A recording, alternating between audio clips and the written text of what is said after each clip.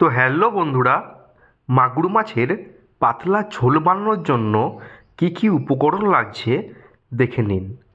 প্রথমে লাগছে মাগুর মাছ, গোটা জিরা, কালো জিরা, পেঁয়াজ কুচি, কাঁচা মরিচ, পেঁয়াজ বাটা, রসুন বাটা, আদা বাটা, লবণ, হলুদ গুঁড়া, মরিচ ও তেল।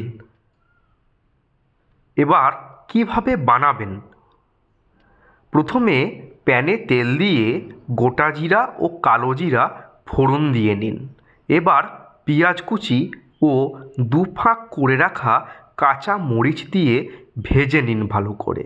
তারপর 2 চামচ পেঁয়াজ বাটা, 1 চামচ রসুন বাটা ও 1 চামচ আদা বাটা, 1 চামচ লবণ, হাফ চামচ হলুদ গুঁড়া, 1 চামচ গুঁড়া মরিচ দিয়ে ভেজে নিন।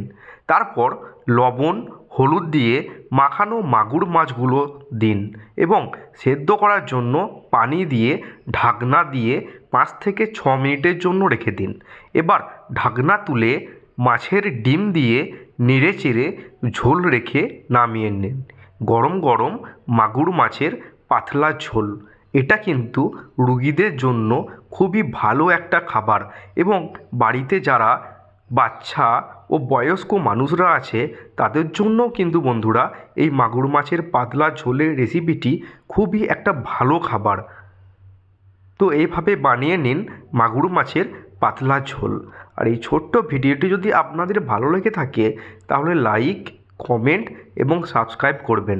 দেখা হচ্ছে নেক্সট ভিডিওয়। ধন্যবাদ।